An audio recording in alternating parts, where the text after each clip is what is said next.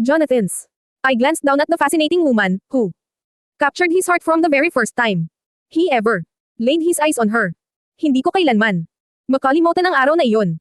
He can't even imagine that after all those years, the feeling was still there, and she always caught my attention and take my breath away with a sheer glance. Automatic na niyakap ko at ikinulong sa aking mga bising ang babaeng mahimbing na natutulog. And her natural sweet musky scent of jasmine, fully invade his senses at nagising ang hindi dapat magising ng mga oras na iyon. Frybake. She needs to rest and she's sore down there. Paanong di mapapagod? Hindi mo pa naman. Tinigilan isa kang malaking timawa.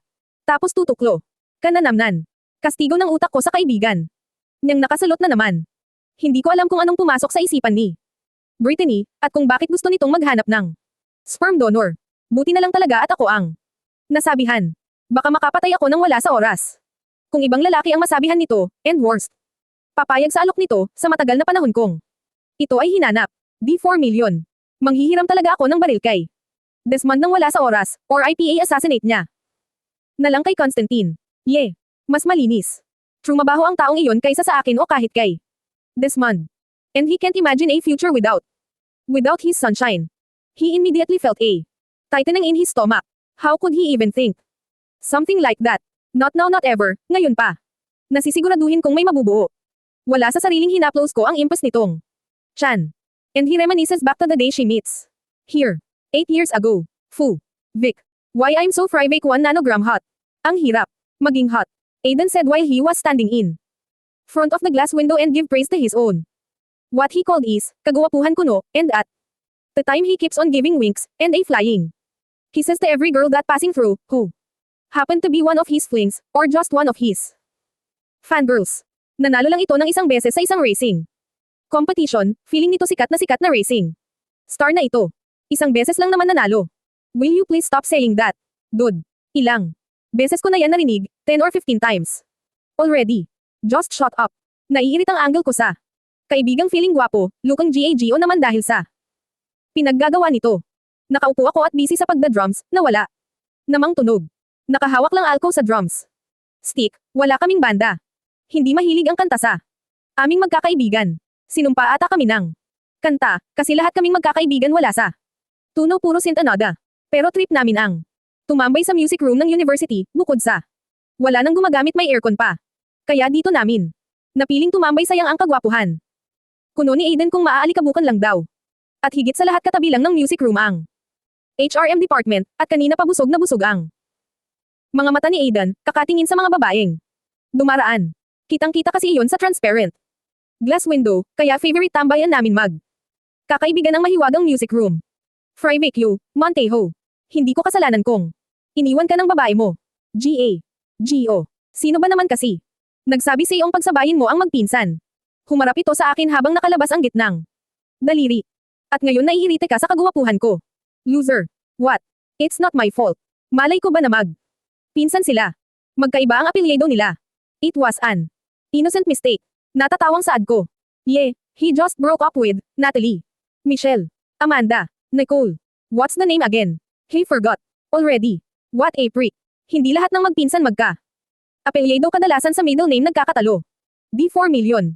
Minsan din pala magkaiba ang middle name. Frybake. Basta magpinsan sila. Parehong dugo. Dumadaloy sa kanila kahit 50% pa yan. Basta pareho. Naguguluhang sagot ni Aiden with a query face. Oh. Tapos. Gigil na gigil niyan. May pinagdadaanan. May 9 mm pistol ako dito. You want to borrow? Constantine German there fresh from Russia friend intervened in not so important topic. Up. Why I'm here. Stuck with these two idiots. Natutulog kasi ito kanina at nagising lang. Dahil sa ingay naming dalawa. You're here because your donkey ass is just fucking sleepy. He replied humorously. And he cracks up audibly when Aiden threw high deathly stare. Don't look at me. Hindi ako ang may malaking issue sa magpinsang magkaiba ang last name. I absent-mindedly roll my eye. Sisigat pa sana ito nang biglang bumukas ang pinto ng music room at pumasok si Desmond, na may magulong buhok, at hindi na nakakagulat pa na magulo, at wala sa ayos ang suot nitong polo shirt, with noticeable red lipstick stain sa bandang collar nito. So I was right. Tristan didn't call you people. We are going to eat, and those lazy bots of you moron are still here. He announced. Up. May second round na sana. Kung hindi lang makulat si Tristan. Constantine hastily stood up and effortlessly fixed himself. Let's go. I'm starving. At nauna na itong umalis. Leaving them with a noong look, alam nila ang trabaho ni Constantine, kaya hindi nakakapagtakang lagi itong gutom, inaantok, at kung saan-saan lang ito natutulog. So, who's the lucky girl? Nakangising. Inakbayan ni Aiden si Desmond referring to the lipstick stain. Sumunod agad kami kay Constantine. At dahil nauna itong maglakad sa kanila, para tuloy. Itong isang leader ng isang notorious gang at kaming tatlo ang dakilang alalay nito. Some random wild nursing student. She's akang good, dude. I love the way she makes my body happy. Desmond said and radiates energy of horny enthusiasm. He glanced at the two kisses and tell idiot. At nilakihan ko na ang bawat hakbang, at minabuting. Sabayan ko na lang si Constantine, and leave the two unwholesome idiots. You're supposed to be in Russia now. Right. Why you're still here? He asked the man beside him with a gloomy aura. Ang bawat estudyanteng nakakasalubong nila ay inilay ganito. Masyado kasi. Itong kinatatekotan ng lahat. Samantalang todo ngiti, kaway, at landi naman ang ginagawa ng 2 tao na nasa likuran nila. The two famous okboy in town. To do some grisly cleaning, Constantine replied. Flatly. Hindi na ako nagsalita, at nagtanong pa. He didn't wish to know more. Slight information. Fewer troubles. The two of them stayed silent and lived the emotion to the two horny species. Hangang sa makalabas kami ng university. There he is. Look. Magpapatapsi si Tristan. Narinig naming sigaw ni Desmond. Nang lingunin. Kung ito ay nakita kong nakaturo ito kay Tristan na. Nasa kabilang panig ng kalsada. Nakatayo ang huli. Sa tapat ng Nanay Tapat Silog, the famous Tapsilogan in town. Nang mapansin sila Tristan at kinawayan sila nito. At sinenyasang lumapit sila rito. Let's go. I'm hungry already, naamoy ko na. Yung masarap na tapsilog. Wika ni Aiden. Hinihimas-himas pa nito ang tiyan sinyales na. Gutom na talaga. Nang maging pula na ang ilaw sa traffic light. Sabay-sabay na kaming tumawid sa kalsada. Pero, laking gulat ko na lang nang biglang may bumangga sa katawan ko. And a fresh scent of jasmine invades his senses. Naramdaman ko rin na. Parang may nahulog na kung anong mabigat na bagay sa paanan ko. Yumuko ako at nakita ang isang makapal na architecture book. Kaya pala, medyo masakit ang aking paa, ang kapal naman ng librong ito. Agad kong pinulot ang libro. Nang magtaas ako ng tingin ay isang malaanghel na ganda ang aking nabungaran. He was dumbfounded, speeches and his heart are rapidly beating. This is absurd. Maraming babae na ang aking nakita pero iba ang dating ng babaeng nasa harapan ko ngayon. Her almond-shaped eyes pierced throughout his system. Mind you, she is wearing eyeglass and it didn't change the fact that her beautiful eyes still penetrates him. He gulped when he saw how her pinkish kissable lips pout. She's so adorable without her nuwang. Katamtaman lang ang tangos ng long nito, na bumagay naman sa heart-shaped face nito, medyo magulo pa ang itim at may kahaba ang buhok nito. Literal na hipnotismo ako sa taglay nitong ganda. I'm so sorry, anang malamyos na tinig na pabalik sa akin sa realidad. No, it's okay, wala sa sariling sagot ko dito. Inabot ko dito ang makapal na librong nahulog sa aking paanan. Ni hindi ko na pinansin ang pananakit ng aking paa. Thank you, and again, I'm so sorry. I'm just really in hurry. Kinuha na nito ang libro at muli humanging paumanhin, pagkatapos ay dali-dali na itong tumalikod at lakad takbong tinungo ang gate ng university. Para ako na batubulani. Hindi ako makagalaw sa kinatatayuan habang nakatitig sa papalayong figure ng babae.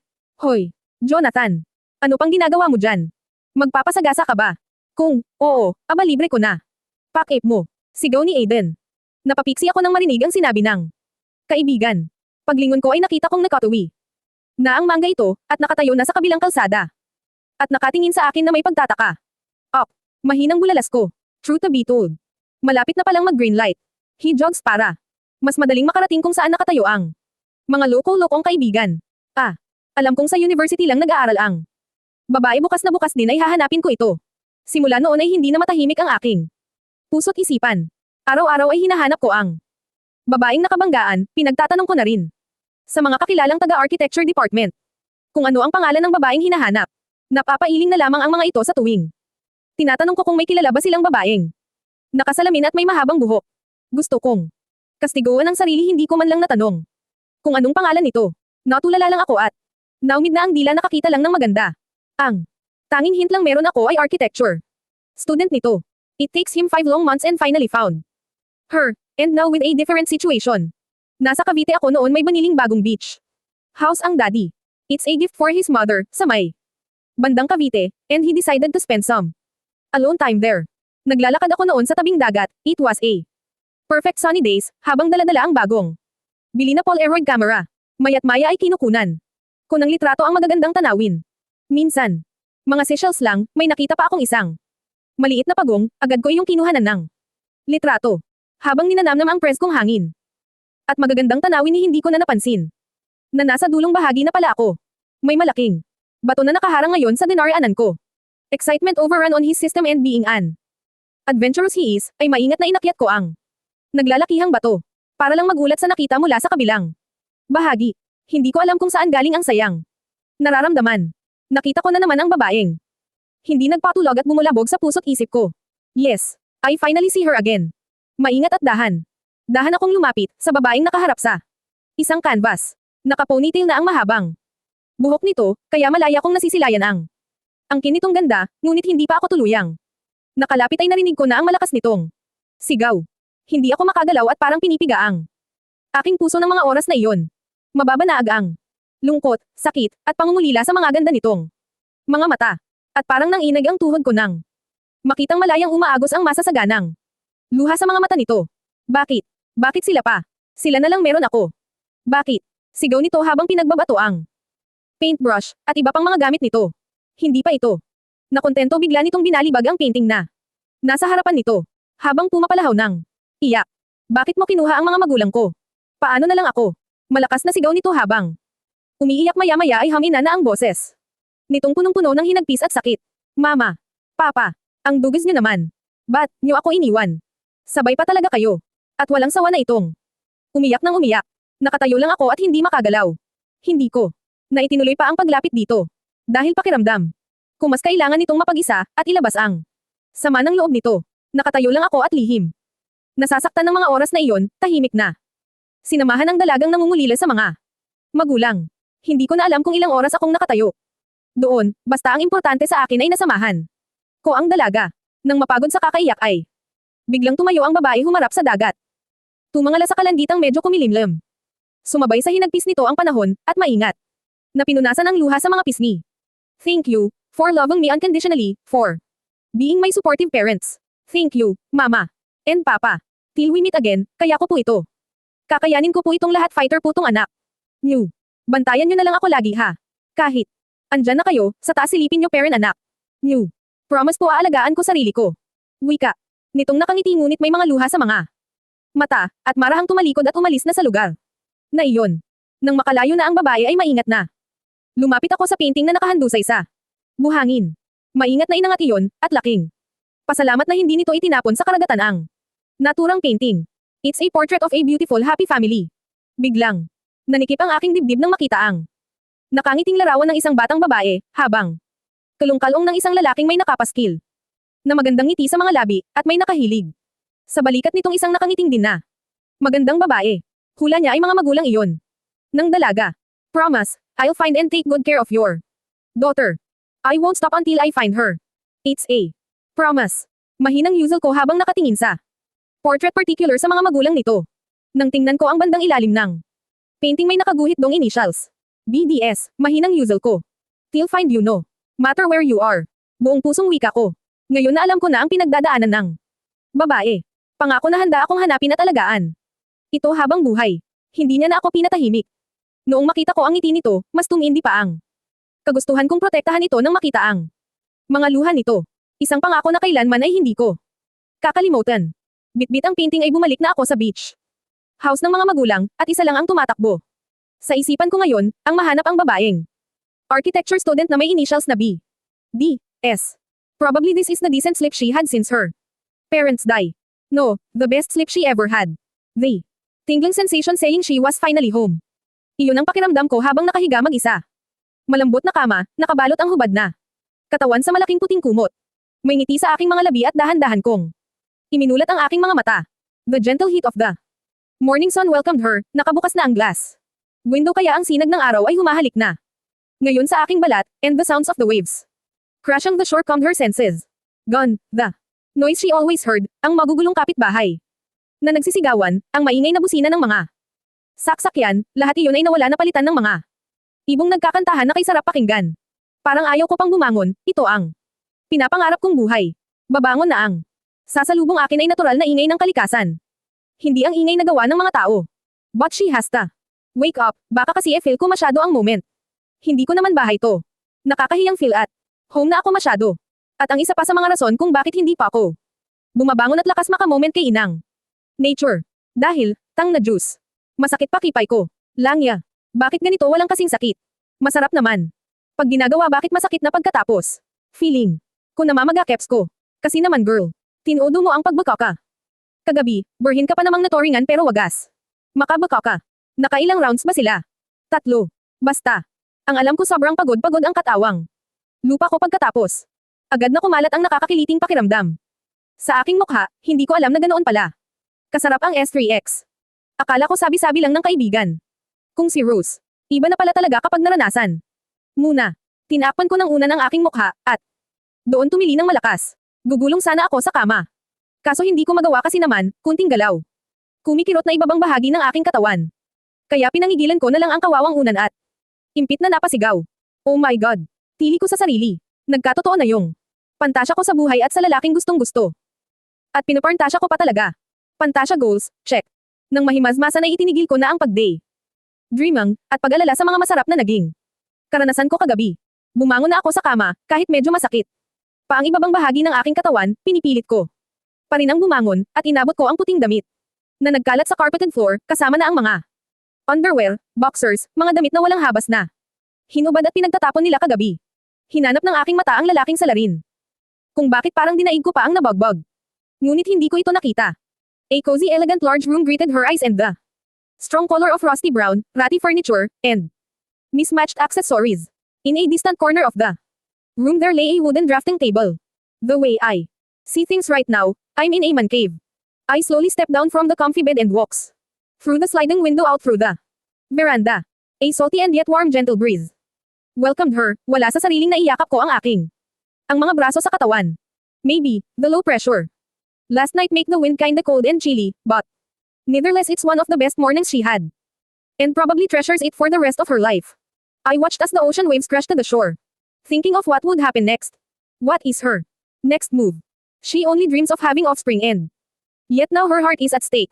If I suggest to Jonathan to level up this crazy proposal, is he willing to sacrifice? I'm not certain if Jonathan feels the same way as I do. And if that happened, people around them will probably talk about marriage, and Jonathan clearly said that he doesn't want it, and here I am talking about that one. Nababaliw na ako. Dahil kahit kailan hindi ko kinakailangan pang pilitin ang isang tao kung sa simula pa lang ay ayaw na nito, para lang ipilit kong ano ang gusto ko. Isang malalim na buntong hininga ang aking pinakawalan. Mahigpit aking napahawak sa bakal na railings ng balcony. What was that for? Ani ng isang boretunong boses mula sa aking likuran. And a strong firm arms hugged her from behind. And her breathing halted. Oh my freaking God, iba. Talaga epekto nito sa akin. Magkadikit lang ang aming mga balat ay nagwawala na puso at buong sistema ko. W what? Nauutol na tanong ko. I need to calm down. Si Jonathan lang to. Boss ko. Lang to na malandutay. You, what are you thinking? You say as if you are in deep trouble. We just did a one good S3X last night. And here you are as if it was a bad idea. Am I a bad lover? Malungkot na wika nito. I feel bad, let's go. Inside, let's do it again. Hindi ko na napigilan ang hampasin ng braso nitong nakayakap sa akin, at hinarap ang lalaking. Kung maka-acting akala mo naman kapani-paniwala na baliw, it's my first time last night and you are an incredible lover, no doubt about that. Nakangiting wika ko dito, maingat kong inangat ang kanang kamay, at hinaplos ang makinis nitong pisngi. I looked at his beautiful tantalizing blue eyes, which makes her inside somersault. His messy hair looks amazing on him, na mas lalong nagbigay buhay sa pagiging mestizo nito. And into his thin lips that gives pleasure to her last night, and he smells so good that I just want to be in his arms all day long. She can't even believe that this man exists, and the amazing part is, natikman ko pa ang ganito kasarap na nilalang. And yet deep down alam ko na may kulang. I want to step up to the next level, boss. Your proposal is okay but I want more, okay lang ba sa'yo? Kasi pakiramdam ko mahal na kita. Sigaw ng isipan ko, pero hindi ko masabi-sabi na natiling tikom ang aking mga labi. Glad to hear that. But in case you change your mind, I do want to repeat my performance last night. The fact that I love the way you moan and screams. My name. Para kasing nakukulangan ako parang may kulang, tingin mo. Magkadikit pa ang mga makakapal nitong kilay habang nakanguso. Oh, Lord, this man is sinfully handsome, and the saddest part is he's not mine. Yes, natikman ko lang. Pero hindi akin. Yes, naluwayan ko nga pero pwedeng mapunta sa iba. Siya lang ang yata ang pwede kong loayan pero hindi ko pwedeng angkinan. Ikaw ha. Gusto mo lang ata makaisa kay aga-aga. Pa, Molondotay ka talaga boss. Mahina kong tinampal ang nakanguso nitong labi. I need to smile and pretend that nothing happened inside of me. Masakit palang isipin, may nangyari na sa inyo at lahat-lahat pero wala pala kayong label, walang status. May label pure business nga lang. I silently smiled bitterly to myself. What? You can't blame me, you're so irresistible, sunshine ko. He said with a mischievous smile. Dumukwang ito at hinalikan ang aking nakaawang na mga labi, and then again nalunod na naman ko sa tamis ng halik nito, and as if his kiss are beautifully made for her. She clings to him and kisses him back with the same intensity. Mas lumalim pa ang halikang nagaganap sa aming dalawa, and who knows where it leads them. At tumigil ang lahat ng marinig namin na tumutunog. Ang mobile phone ko. She recognized the music. It's her favorite song, titled It's a Beautiful Day by Michael Bublé. Ang masayang kanta ang bumasag sa mahikang namamagitan sa aming dalawa. Naghiwalay ang aming mga labi, halatang nabitin. Ito dahil sa itsura nitong magkadikit ang ngakilay. At naiinis na nakanguso pa ang mga labi nito. It's my phone, baka importante. Mahina ko itong tinulak, pumasok ako sa kwarto nito, tinungo ang pouch na nasa side table at kinuha ang nag-iindi na cellphone. Hello. Bungad ko kay Rose, ito kasi ang tumatawag. Girl, may baby na umiiyak sa loob ng apartment mo. But, hindi mo sinabing may anak ka? Na pala. Bigla akong nagtaka sa tanong nito. Ha? Hindi ako umuwi kagabi. Andito pa ako sa Cavite, maulan kasi kagabi kaya hindi na kami luwas pa ng Manila. Kaya impossible yang sinasabi mo. Tsaka naman girl, buong buhay ko kasama na. Kita, alam mo naman na pangarap ko ang kaanak, pero dapat alam mo iyon. Nakakunot ang noong sagot ko sa kaibigan. Naririnig ko pa ang ingay sa kabilang linya. Sa hula ko ay pinuntahan nito ang aking apartment. Tama nga ang sinabi ni Rose. Naririnig ko na rin ang iyak ng isang bata. Hindi kaya minumulto na bahay ko. Biglang nakaramdam ako ng kilabot.